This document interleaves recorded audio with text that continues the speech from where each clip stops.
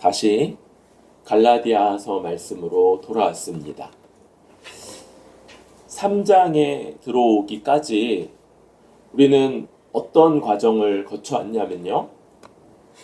먼저 바울의 사도직과 그로 말미암아 그가 전한 복음이 사람에게 배운 것, 사람에게 가르침 받은 것이 아니고 하나님이 그에게 직접 주신 것, 그리스도를 나타냈던 것으로 그에게 직접 주신 것이다. 어떤 사람들이 바울은 사도도 아니다, 혹은 바울은 예수님이 직접 가르친 저 유대 사도들보다 못하다, 이런 말들에 대한 반박이었던 것이죠. 그러면서 바울은 자신의 일화들을 통해서 그것을 증명해냈습니다. 사도 바울은 원래 아주 교회를 핍박하고 멸하려고까지 했던 그러한 사람이었는데, 구약 그리고 율법에 대해서 막 열심을 내면서 그 열심이 교회를 향한 분노, 정죄, 교회를 없애고자 하는 열심, 이런 걸로 나타났었죠. 그런데 360도는 원래대로죠. 180도 달라졌어요. 그냥 장시간에 걸쳐서 변한 것이 아니라 그 다메섹으로 가는 그 길 위에서 그리스도가 그에게 나타난 그 사건 하나로 사람이 완전히 달라져 버렸고요. 그 직후부터 원래는 다메섹에 있는 교회들 없애러 가는 거였는데 들어가서 오히려 자신이 없애려고 했던 그 교회를 두둔하고 유대인들과 논쟁을 벌이고, 그렇게 10년여를 그렇게 사역을 했던 것이죠. 그 가운데 예루살렘에 올라갔을 때도 베드로, 야고보밖에는 보지도 못했고, 오히려 교회들은 그가 이렇게 변했다는 것들을 인정하면서 하나님께 영광을 돌렸었고요. 그리고 나서 회심하고 14년이 지나서야 제대로 좀 사도들을 만날 기회가 있었는데 어땠습니까? 사도들과 서로 그 복음을 제시했을 때 인정했고요. 완전히 일치한다는 것들을 확인하면서 베드로, 야고보, 요한은 유대인들에게, 바울과 바나바는 이방인들에게 그렇게 보냄받았음을 인정하면서 사역하기로 하고, 하나 있었죠. 중요한 건 가난한 자들을 기억해달라 그랬는데, 이 14년 만에, 회심 14년 만에 예루살렘에 올라갔던 목적 자체가 뭐였어요? 구제. 예루살렘에 있는 교회가 지금 기근으로 어려움을 겪는 것들을 구제하고자 이방 가운데서 모은 헌금을 전달하기 위해서 왔던 거였어요. 그러니까 이것은 사도 바울이 말하지 않아도 원래부터 심써왔던 것. 그러니까 유대인들에게 복음을 전했던 사도들의 그 열매라고 말할 수 있는 것과 사도 바울이 이방인에게 전했던 복음의 열매라고 말할 수 있는 모습이 정확하게 일치했던 것. 심지어 베드로마저도 이런 그들이 분명하게 인정했던 복음에서 흔들렸을 때 사도 바울은 만인 앞에서 그 베드로를 책망하고, 너는 이방인처럼 살면서 어떻게 이방인들을 유대인같이 살려 하느냐, 이렇게 책망을 했었죠. 그러면서 2장에서는 아주 중요한 두 가지가 나왔었는데요. 먼저 15절, 2장 16절 한번 읽을까요? 2장 16절 시작. 사람이 의롭게 되는 것은 율법의 행위로 말미암음이 아니요 오직 예수 그리스도를 믿음으로 말미암는 줄 알므로 우리도 그리스도 예수를 믿나니, 이는 우리가 율법의 행위로서가 아니고 그리스도를 믿음으로 의롭다함을 얻으려 함이라. 율법의 행위로서는 의롭다함을 얻을 육체가 없느니라. 여기서부터 복음이 가지고 있고 복음이 명백하게 내세우는 그 중대한 교리. 사람이 의롭다함을 받는 것은 율법의 행위로서는 불가능하고 오직 예수 그리스도를 믿는 것으로서만 가능하다. 요 의롭다함 받는 방법, 원리에 대한 것 하나. 이게 보통 칭의와 관련되는 그런 내용이라고 했죠. 또 하나 중요한 것. 이 갈라디아서 전체의 주제가 되는 또 하나 20절이죠. 20절도 한번 읽어봅시다. 시작. 내가 그리스도와 함께 십자가에 못 박혔나니 그런즉 이제는 내가 사는 것이 아니요 오직 내 안에 그리스도께서 사시는 것이라. 이제 내가 육체 가운데 사는 것은 나를 사랑하사 나를 위하여 자기 자신을 버리신 하나님의 아들을 믿는 믿음 안에서 사는 것이라. 아멘. 여러분, 요 20절은 육체 가운데 사는 것과 관련되어 있다고 그랬어요. 육체. 오늘도 나오지만 이 육체는 우리의 옛 본성과 관련되어 있고 그래서 죄로 이끌리고 세상의 유혹에 너무 쉽사리 넘어지는 그런 옛 본성. 우리는 그것을 완전히 벗지 못하고 죽을 때까지는 여전히 그 가운데 살아가는데 그러면 예전처럼 그렇게 살 수밖에 없느냐? 그렇지 않은데 그 원리가 뭐냐? 그리스도를 믿음으로 그와 연합하여서 함께 나의 옛사람은 십자가에 죽었고 이제는 부활하신 그리스도가 내 안에 부활하신 그리스도의 생명과 그 능력이 내 안에 역사한다는 것을 믿는 믿음으로 살아가는 것이다. 그래서 하나님 앞에 의롭다함을 받는 원리, 이신칭의. 그리고 이제 그렇게 이신칭의를 받은 사람들 어떻게 살아가냐? 여전히 육체 가운데 있지만 그러나 이 믿음으로 살아간다. 요 원리, 이것이 이제 갈라디아서 전체에서 펼쳐지게 되는 것이죠. 이런 배경을 가지고 3장을 들어가면 어리석도다. 이 갈라디아 교인들이 얼마나 바보 같은지, 얼마나 멍청한지 그걸 사도 바울이 책망하고 있습니다. 3절에 또 얘기하죠. 너희가 이같이 어리석으냐? 왜 이렇게 바보 같냐? 왜 이렇게 멍청하냐? 막 이러는 거예요. 도대체 무슨 일이 벌어졌길래 그렇습니까? 이 갈라디아 사람들, 사도 바울이 1차 전도 여행 때 가서 전도했던 이 지역의 교회들, 더베, 루스드라, 이고니온, 비시디아 안디옥을 포함하는 요 지역들의 교회들이 저 거짓된 복음에 넘어가서 그 영향 가운데 원래 사도 바울이 전했던 복음에서 지금 떠났고요. 떠나고 있기 때문인 것이죠. 그럴 때 이렇게 말해요.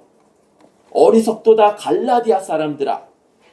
예수 그리스도께서 십자가에 못 박히신 것이 너희 눈앞에 밝히 보이거늘 누가 너희를 꾀더냐. 갈라디아 사람들은 이방인들이고요. 예수님이 저 예루살렘의 골고다 언덕에서 십자가에 달리실 때 그 자리에 있지 못했죠. 심지어 사도 바울까지도 그 자리에서 목도한 사람이 아니었어요. 그런데 지금 십자가에 못 박히신 것이 너희 눈앞에 밝히 보이거늘, 이건 뭐냐면요, 복음을 듣고 또 그것을 믿을 때 우리에게, 여러분, 누군가가 우리 대신에 하나님의 진노와 저주를 받아서 십자가에 죽으셨다는 건요, 그렇게 쉽게 믿어지는 것이 아니에요. 우리는 본성적으로 인과응보지 보통 이런 걸 잘 적응은 안 하는데 자기에겐 안 하고 남한테 하죠. 누구에게 무슨 일이 벌어지면 그러니까 평소에 좀 잘했어야지. 그러니까 그렇지. 이런 인과응보적인 사고를 막 하고 있는 거예요. 그런데 복음을 들을 때, 복음이 선포될 때, 성령께서 역사하실 때 우리가 그걸 믿음으로 받아들이게 돼요. 정말 그리스도께서 나를 위해 못 박히셨구나. 마치 내 눈앞에 그리스도가 못 박히신 것이 생생히 보이는 것과 같은 이런 것. 바로 이것이 믿음으로 또 성령께서 역사하실 때 나타나는 모습인 것이죠.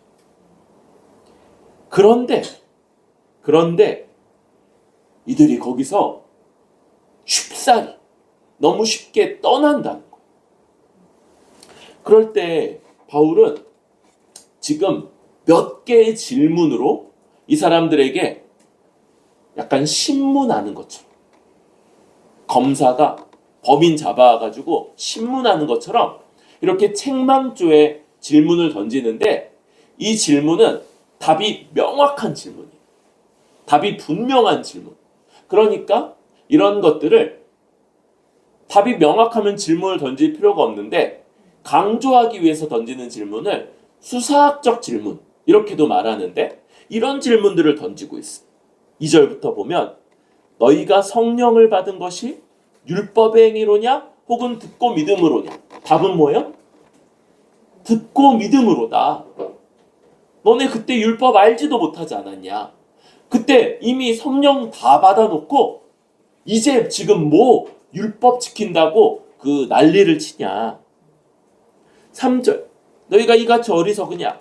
성령으로 시작하였다가 이제는 육체로 마치겠느냐. 여러분, 성령, 육체 그럴 때 육체, 몸 이렇게만 생각하면 안 된다고 그랬죠? 육체는 옛 시대의 대표예요. 옛 시대라 하면 죄가 지배하고 사단이 지배하고 사망이 지배하고 그 육체에 우리를 이끌어가는 그 경향성을 이겨낼 수 없는 옛 시대. 필연적으로 죄에게 질 수밖에 없는 시대. 그런데 성령은 뭐예요? 새 시대의 대표예요. 새 마음을 주고 새 본성을 주고 새로운 존재로, 그래서 하나님의 뜻을 알고 지식, 새로운 지식, 그것을 예전에는 싫어했는데 이제는 좋아하고 기뻐하고 원하는 마음, 감정, 새로운 감정. 그래서 어떻게 돼요? 이제 의지, 행할 수 있는 새로운 능력까지 주시는 이러한 새 시대. 그러니까 새로운 본성, 새로운 인격은 어떤 인격이냐? 지정의가 새로워지는 것이고, 하나님의 뜻을 알고 기뻐하고 그리고 그것을 행할 의지와 능력을 가지는 그러한 존재. 그것의 대표가 바로 성령인 것이죠. 여기 답은 뭡니까? 성령으로 시작하였다가 이제는 육체로 마치겠느냐? 그럴 수 없다. 세 번째 질문. 너희가 이같이 많은 괴로움을 헛되이 받았느냐? 과연 어때냐? 여러분, 사도 바울이 1차 전도 여행 때 이고니온에서 겪은 일이 아주 충격적이었죠. 유대인들이 사도 바울을 돌로 쳤어요. 치고 그래서 결국 죽은 줄 알고 성 밖에다가 갖다 버렸는데 그들이 오해했던 거죠. 사도 바울은 거기서 깨어나가지고 그리고 이고니온에 다시 들어가서 다음날 또 복음을 전하고 이제 옮겨 다니고 그런 일들을 겪었던 거예요. 여러분, 사도 바울을 그렇게 쳤던 그 자들이 교회는 핍박하지 않았겠어요? 그러니까 이 지역의 유대인들로 말미암아 교회는 많은 핍박, 많은 어려움, 괴로움들을 겪었을 거라는 거예요. 그런데 생각해 보세요. 만약 그들이 유대교로 입교해서 할례를 받고 율법 지켰으면 유대인들이 그렇게 미워했겠어요? 아니, 오히려 환영했겠죠. 그러니까 그들이 예수 그리스도를 믿고 이제 우리가 하나님의 백성이며 하나님의 복, 아브라함의 복을 받는 자들이다 라고 고백하며 율법과는 상관없는 이러한 자유한 삶을 살면서 받았던 이런 핍박, 유대인들의 고난, 정죄 이런 것들을 지금 그렇게 율법 가운데 돌아가면 그거 뭐하러 받았느냐? 헛되이 받은 거 아니냐? 이렇게 말하는데 헛됩니까? 아니라는 거죠. 그건 마땅히 받아야 되는 거고 견뎌야 되는 거였어요. 마치 바울이 예루살렘 사도들 만나러 가면서 디도 데려갔지만 헬라인이기 때문에 할례 주지 않고 끝까지 견뎠던 것과 마찬가지죠. 5절 너희에게 성령을 주시고 너희 가운데서 능력을 행하시는 이의 일이 율법 행위에서냐 혹은 듣고 믿음에서냐. 여기 답은 당연히 듣고 믿음이죠. 그런데 앞에랑 답은 비슷한데 표현이 좀 달라요. 너희 가운데 성령을 주시고 너희 가운데 능력을 행하시는 이. 그러니까 성령이 갈라디아 교인 가운데 능력으로 역사했다는 거. 어떤 능력일까요? 아까 이미 이야기했죠? 어찌 보면 믿기 어렵고 전혀 경험해보지도 못한 저 나사렛에서 행하다가 일하다가 또 예루살렘에서 비참하게 죽은 저 예수라는 인물이 나를 위해 죽었고 이제 나의 모든 구원을 다 이루는 그런 죽음이며 지금도 살아서 함께 하신다, 역사하신다는 걸 믿도록 하는 것. 눈에 보일 정도로 생생하기까지 그렇게 믿도록 하는 것, 이거 성령님의 능력이죠. 여러분, 사람은 고난, 핍박, 미움 이런 게 있으면 마음이 불편해요. 밥도 잘 안 넘어가고 힘들고. 그런데 그걸 장시간 견디는 것, 이런 것 성령의 능력이죠. 더군다나 우리 뒤에 보면 이들이 사도 바울 처음 만나는데도 그 복음 안에서 형제로 받았을 때 얼마나 극진하게 대했었는지 이런 것들이 나오는 거예요. 이렇게 생판 남인 사람을 나의 가족, 나의 한 몸으로 여기며 돌보며 섬기게 하는 것. 이미 나왔던 가난한 자를 기억하는 것과 같은 저런 일들이 바로 성령의 능력인 거죠. 이런 일들이 다 나타났던 그 갈라디아 교회가 여기서 떠난다니 지금 얼마나 어리석고 얼마나 바보 같고 얼마나 멍청한 일인가, 이런 책망을 듣는다. 여러분, 우리가 믿음으로 얻은 이 거듭난 자의 삶, 하나님의 은혜로 살아가는 이 삶, 능력으로 살아가는 삶, 괴로움이 없지 않아요? 핍박이 없지 않아요? 여러분, 그런데 어리석게도 이 시야가 좁아지면 마치 이게 전부인 양 여기는 거예요. 여러분, 오히려 하나님이 우리에게 살게 하시는 이 은혜와 능력, 성령의 능력이 나타나는 이런 삶의 한 부분인 건데 이걸 마치 전부인 것처럼 오해하고 과거로 돌아가려는 이런 어리석은 모습을 보이는 것. 우리 성경에도 나오죠?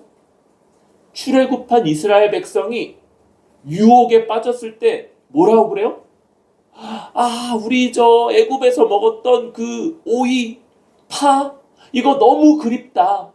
여기는 맨날 메추라기 고기랑 맨날 저 만나라고 하는 이상한 것밖에 없구나. 여러분, 이스라엘 백성들이 저 애굽 땅에서 그렇게 평안하게 지냈었어요? 아니에요. 강제 노역 가운데 핍절해서 일하다가 지쳐서 죽을 수밖에 없는 운명. 쉬는 날이 없었다고 그랬죠. 점점 노동 강도를 높여가지고 이전에는 주던 재료도 니네가 스스로 모아서 일해라. 이렇게 말하는 노동 강도도 점점 높아지면서 단 하루도 쉬지 못하고 그렇게 일하는, 그러다가 죽을 수밖에 없는 삶이었는데 거기 요만큼 있었던 게 마늘, 파, 뭐 이런 거 먹는 거.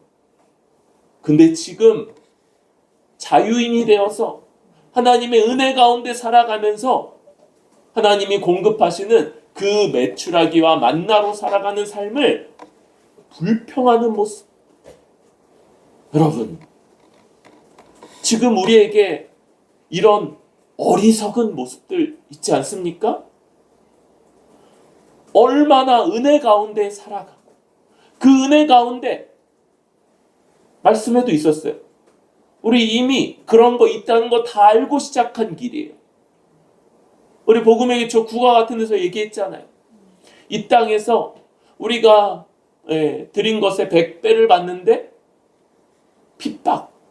핍박을 겸하여 받는다. 이런 것들 이미 다 알고 시작한 길인데 그런 것들에 마치 전부인 것처럼 불평, 원망, 그러면서 한때 너무 생생하다, 너무 놀라워요, 너무 나를 위해 죽으신 주님 너무 대단합니다 믿었던 그 생생한 십자가를 저버리고 성령을 받아 성령의 인도하심을 겪고 여러 어려움들을 이겨낸 것을 잊고 지금도 한 몸 한 가족 교회로 살아가고 또 피 한 방울 섞이지 않은 사람들까지도 내 가족이고 내 한 몸이다 고백하면서 돌보며 살아가는 삶을 살아가는 것들을 별것 아닌 것처럼 여기는 이러한 모습들. 여러분, 그렇지 않아요? 우리가 걸어온 길, 우리 지난 8주년도 고백했지만 지난 8년간의 걸음은 헛된 걸음이 아니었고요. 그 가운데 하나님이 우리에게 능력으로 걷게 하신, 그렇죠? 견디기도 하고 또 보람도 느끼고 감사하는 일도 있고 물론 그 가운데 어렵고 괴로운 일도 한 부분 있었던 이것이 갈라디아 교회가 복음을 따라 성령의 능력 가운데 걸었던 길이고 어떤 백성이, 어떤 교회가, 어떤 신자가, 어떤 하나님 앞에 의인이 이런 길을 안 걸었냐. 여러분, 뒤에 아브라함 얘기 나오는데 아브라함은 그렇게 늘 평안하기만 했어요? 아니에요. 자기 아내를 팔아야 할 것 같은 그런, 여러분, 제가 아내가 있어서 아는데 웬만한 정도로는 아내 팔 생각까지는 안 해요.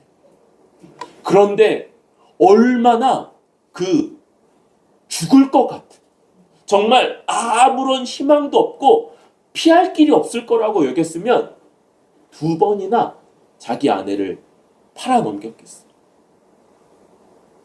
그냥 양떼 많고 뭐 소유가 많이 늘었다 그러니까 와, 잘 먹고 잘 살았겠거니. 그렇지 않은 거죠. 여러분, 그가 99세에 하는 행동 보세요.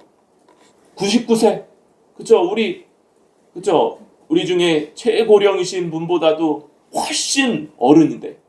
그런데 그가 손님 맞으려 왔을 때 달려나가고, 옆에서 식사하는 동안 웨이터처럼 옆에 내내 서서 시중 들고 이런 모습들. 여러분, 이런 것들이 몸에 배서 하는 행동인데 그런 것이 아브라함이니까 만만한 것이 아닌 거예요. 누군가를 돌보며 섬기며 살아가는 삶. 그런데 그렇게 살 수 있는 것, 나 같은 자가 그런 것을 귀하다 여기고 그렇게 살고자 하는 마음이 들고 또 섬기며 살아갈 수 있는 사람, 나같이 이기적인 사람, 나같이 나밖에 모르며 그렇게 살아가던 사람이 그렇게 살게 되는 것, 이것이 하나하나가 다 성령의 능력이고 역사며, 우리 말씀을 처음 들었을 때, 복음을 처음 들었을 때, 말씀을 제대로 봤을 때 하나님이 나에게 직접 말씀하시는 것처럼 그 생생한 말씀의 경험, 이런 것들은 헛된 것이 아니고 허상이 아니고 신기루 같은 것이 아니고 어젯밤 그냥 꿈꿨던 건가? 이런 것이 아니고 우리가 잘 붙잡아야 되는 경험이며, 우리는 이런 경험이 사실이고 실제라는 것들을 붙잡을 때, 그러기 위해서 지금 물론 이제 갈라디아 교회는 거기서 떠나는 그런 영향 가운데 있지만, 그러나 그들도 걸었고 모든 신자들, 모든 하나님 나라 들어간 백성들마다 걸었던 길이다. 이것을 굳게 붙잡고 우리도 계속 걸어갈 수 있기를 바랍니다. 그럴 때 이제 이것이 구약이나 신약이나 모든 하나님의 백성들에게 동일하게 적용되는 것이다 라고 할 때, 여러분, 구약 신약에 하나님의 백성의 대표, 바로 아브라함이죠. 아브라함. 바울이 아브라함에 대한 이야기들을 가지고 먼저 이것을 증명해 내고 있는 거예요. 그럴 때 6절 한번 읽읍시다. 시작. 아브라함이 하나님을 믿음에 그것을, 다시 같이 읽을게요. 시작. 아브라함이 하나님을 믿음에 그것을 그에게 의로 정하셨담과 같으니라. 7절까지요. 그런즉 믿음으로 말미암은 자들은 아브라함의 자손인 줄 알지어다. 아브라함과 관련된 이야기가 굉장히 중요하고 풍성한 이야기. 심지어 8절에서는 그것을 복음이라고도 얘기해요. 아브라함에게 복음을 전하되. 여러분, 복음이라고 불리는 것들이 구약에도 몇 번 있죠? 원시복음, 여자의 후손에 대한 것. 그런데 아브라함에게도 전달된 그것을 성경은 복음이라고도 말하고, 우리가 더 일반적으로 뭐라고 불러요? 아브라함 언약이라고 하죠. 아브라함 언약을 좁게 본다면 창세기 12장 1절부터 3절일 거예요. 거기는 내가 너에게 이 땅을 다 주겠다. 또 내 많은 자손을 주겠다. 네가 복받게 하겠다. 거기까지 끝이 아니고, 그래서 너로 말미암아 땅의 모든 족속이 복받게 하겠다. 이게 하나님의 언약, 약속이. 그런데 요 좁은 내용만이 아니라 그 다음에 쭉 펼쳐지는 내용까지도 되게 중요한데, 창세기 12장 7절에서는 하나님이 이 약속 너와 내 자손에게 주겠다, 이렇게 약속하는 거예요. 그러니까 이 약속은 아브라함에게만 주어지고 끝나는 것이 아니고 대대손손 아브라함의 자손에게 이어지는 약속. 그래서 7절처럼 누가 이 약속을 이어받는 아브라함의 자손이냐, 이런 이야기가 이어지고 있어요. 유대인들은 우리가 아브라함의 아들은 이삭이고 그 다음 때는 야곱이고 그 야곱에게서 12 아들이 태어났는데 그게 바로 이스라엘 12지파들의 조상들 아니냐? 우리가 아브라함의 바로 혈통적 후손. 그러니까 우리가 아브라함의 자손이다. 이렇게 여기고 있었어요. 그런데 바울은 하나님이 아브라함에게 하신 이 약속, 믿는 아브라함에게 한 것이고, 그래서 하나님이 모든 자들에게 복 준다고 하지 않았냐? 그거 모든 이방인들이 아브라함의 자손 될 것, 그래서 복 받을 것, 이거 이야기한 거다. 이렇게 이야기하고 있는 거예요. 아브라함은 최초로 믿음으로 의롭다함을 받는다라는 것이 아주 명시적으로 기록된, 의롭다함 받는 원리 자체가 탁 그렇게 세워진 사람이고, 아브라함의 약속, 이 언약은 아브라함만 아니라 아브라함 자손에게 이루어지는 것이지. 우리 다음 시간에도 이 아브라함 자손 이야기가 굉장히 중요하게 나오게 됩니다. 그래서 지금 이 아브라함에게 약속하신 그 복, 땅, 많은 백성, 그리고 하나님이 다스려 주셔서 함께 하시고 다스림으로 주시는 복, 그래서 땅의 모든 족속도 함께 복을 받게 되는 이것을 하나님 나라라고 하고요. 우리는 천국이라고도 하는 거죠. 그래서 하나님이 아브라함에게 하나님 나라를 너에게 주겠다, 이렇게 약속을 하신 거고, 그 나라가 아주 복된 나라, 그리고 우리가 보통 구원받아서 가는 나라, 이렇게 생각을 하고 있는 것이죠. 우리는 이 아브라함에게 하나님이 약속하신 이 복, 하나님 나라의 복이고 구원의 복인 이것이 오직 믿음으로 받게 된다. 왜요? 하나님이 아브라함도 오직 믿음으로 의롭다 하셨기 때문에 믿음으로 의롭다함을 받는다는 것, 이것을 우리는 굳게 붙잡아야 되고요. 또 하나 여러분, 아까 아브라함과 아브라함의 자손에게 이 약속이 주어진다고 그랬잖아요.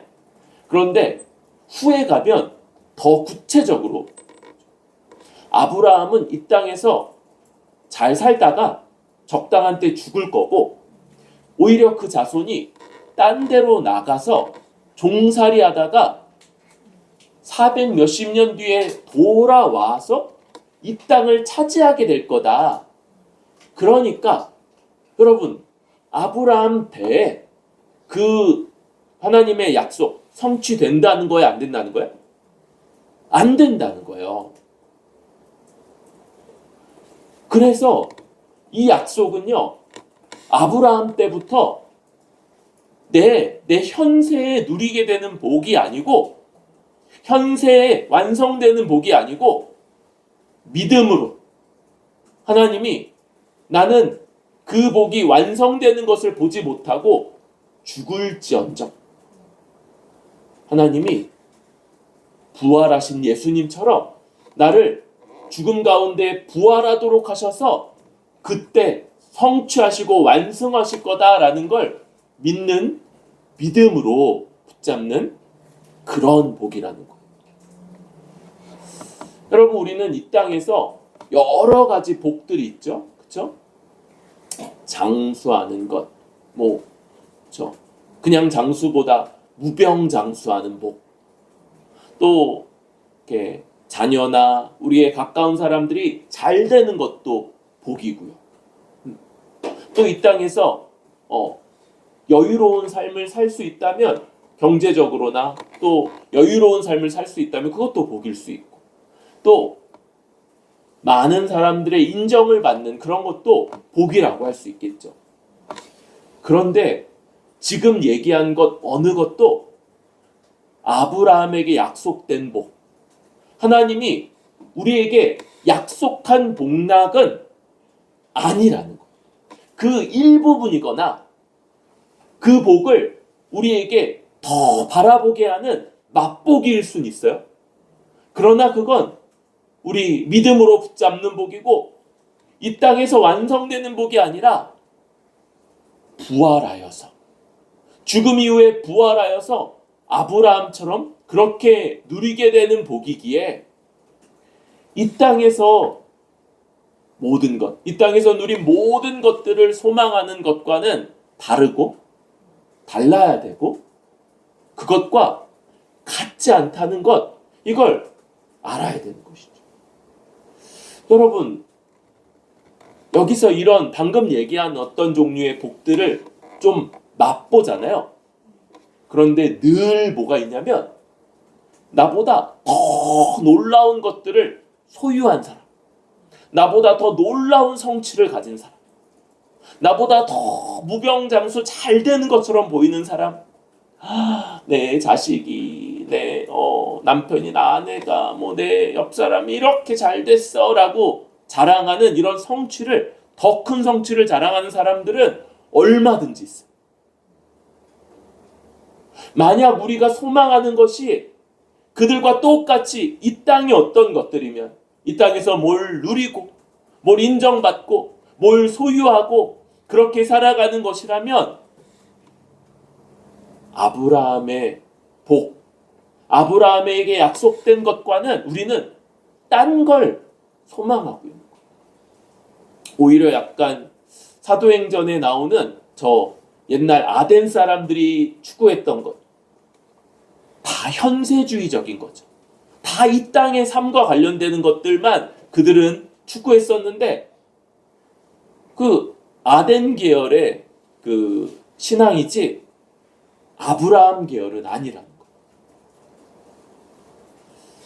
여러분, 우리는 이 세상에서 나보다 더 많은 것을 소유한 사람, 더 많은 것을 성취하는 사람, 더 잘 나가는 것처럼 보이는 사람, 더 잘생긴 것처럼 보이는 사람, 이런 사람들 볼 때마다 오히려 내가 가진 소망, 내가 가진 약속, 내가 궁극적으로 원하는 것은 그것이 아니고 이 땅에 지금 이 몸으로, 이 생으로 다 누리는 것이 아니라 기껏해야 맛보는 정도고 주님이 약속하시고 성취하실 때 나는 잠시 죽음을 겪겠지만 그러나 몸으로 부활하여서 완전히 누리게 될 것, 그것이 나의 소망이고 나의 바람이고 내가 지향하는 바다라는 걸 기억할 수 있게. 그래서 하나님이 우리 주변에 우리가 자칫하면 부러워할 법한 사람들을 두신 거예요. 그 사람들 볼 때마다 부러워하지 말고, 만약 내가 이 땅이 전부였으면 너무 막 그거 보면 부럽고 나는 못 가졌으니까 나는 억울하고 나는 불쌍하다 여겼을 텐데 전혀 그러지 않을 수 있는 것, 믿음으로 아브라함의 복을 누리는 자가 되었다는 것, 이것을 기억하고 오히려 기뻐하고 오히려 즐거워하고 그런 사람들이 자랑할 때 와 대단하다 맞장구 칠 수 있는 그런 우리들 될 수 있기를 바랍니다. 복만 얘기하면 좋을 것 같은데 여러분, 복만 얘기할 수 없어요? 교회는 늘 무슨 얘기를 함께 하냐면 저주 이야기를 함께 합니다. 여러분, 말씀이 말하는 것처럼 10절, 율법행위에 속한 자들은 저주 아래 있어요. 내가 율법 아래 속해 있나요? 네. 모든 사람은 하나님이 지으신 자로 하나님의 뜻, 하나님의 이 세상을 향한 법 아래 다 놓여 있어요. 율법 모르는 사람들도 다 하나님의 창조, 하나님의 피조물이기에 그 하나님의 법 아래 있다는 거예요. 그런데 문제는 뭡니까? 아무도 하나님의 법을 지키지 못하는 거예요. 하나님의 법을 어떻게 지켜야 되냐? 항상 그 모든 것을 항상 지켜야 되는데 어느 한 명도 그러는 사람이 없다는 것. 그래서 우리는 저주 아래에 있는 사람. 하나님의 저주를 받아 마땅한 자고, 아니 이미 받고 있어요. 멀쩡해 보이는 사람들도 또 다른 한편에서는 하나님의 현재 쏟아지고 있는 그 저주 가운데 있고, 그 저주를 자기 스스로는 피할 길이 없는 사람들인 것. 그것이 우리 모든 인류, 모든 인간, 바로 나의 가장 큰 문제다. 여러분, 우리는 말씀이 아니면 이런 것들을 인식 못해요. 그래서 뭘 잘 되려고, 잘 살려고, 성공하려고 이리저리 막 하는데 그 삶이요, 만족스럽지가 않고 뭔가가 자꾸 부족하고 외롭고 갈등이 벌어지고 막 잘하려고 그러는데 그런 일들이 잡히지 않고 왜 이러지? 왜 이러지? 뭐가 문제지? 옛날에 내가 뭐 잘못해서 그런가? 심지어 점 보고 뭘 해결하면 뭐 부적이라도 비싼 부적이라도 쓰면 나아지려나? 이런 것들이 이 하나님의 심판과 저주 아래 놓여 있는 우리 모든 사람들의 인생이기에 우리 삶에 이런 일들이 벌어지고 있는 것. 여기서 벗어나는 유일한 길 뭡니까? 13절 같이 읽어봅시다. 시작. 그리스도께서 우리를 위하여 저주를 받은 바 되사 율법의 저주에서 우리를 속량하셨으니 기록된 바 나무에 달린 자마다 저주 아래에 있는 자라 하였음이라. 여러분, 하나님이 자기 아들 예수님을 십자가에 못 박혀 죽게 하시는 것. 십자가에 못 박혀 죽는다는 것, 그 의미가 나와 있죠. 나무에 달려 죽는 자는 하나님의 저주받아 죽는 자다. 여러분, 예수님은요, 저주받아 죽으실 거예요. 오늘날에도 어떤 사람들은 자기 믿음을 위해서 순교하는 사람들이 있긴 한데, 예수님은 순교하신 것이 아니고 하나님께 버림받고 하나님께 저주받아 죽으시는 거. 왜 그렇습니까?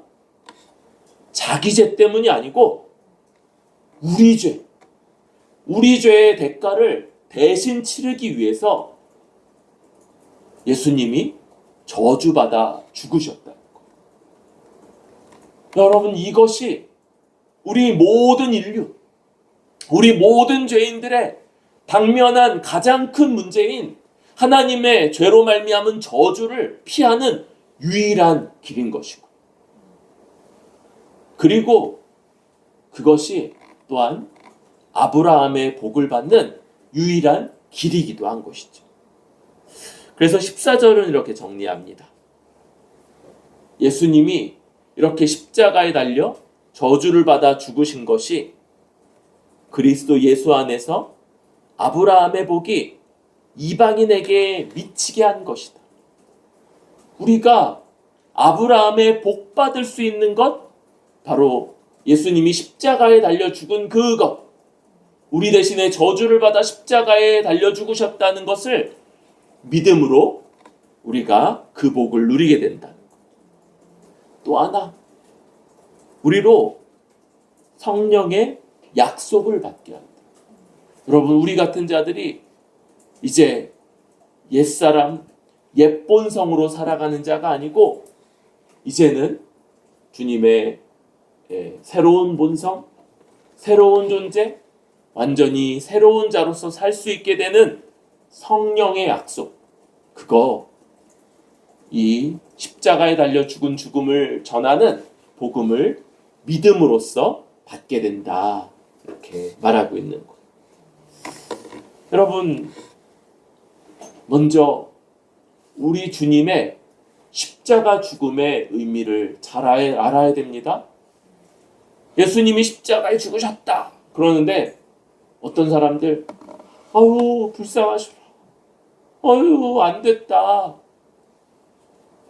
여러분, 이건 합당한 태도가 아니에요?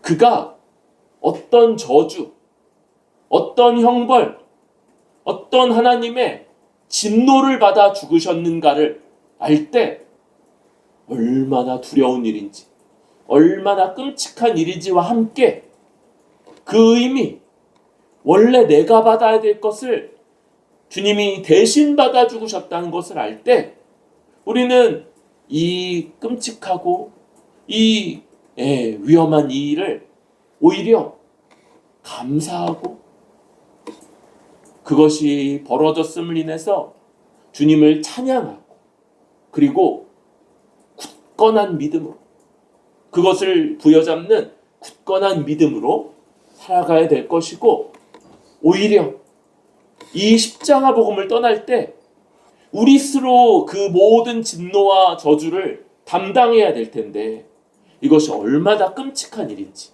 다시금 이전에 살았던 그 비참한 삶으로 돌아가는 것 도무지 상상할 수도 없는 일이다.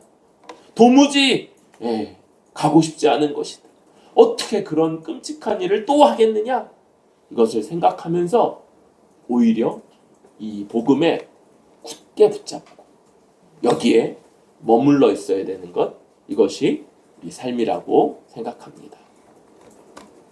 이 십자가 복음을 믿고 복음을 전하는 말씀을 부여잡고 우리에게 오신 능력 베푸시는 성령님을 의지하여 살아가는 저와 여러분들 뿌리 깊은 교회 될 수 있기를 바랍니다.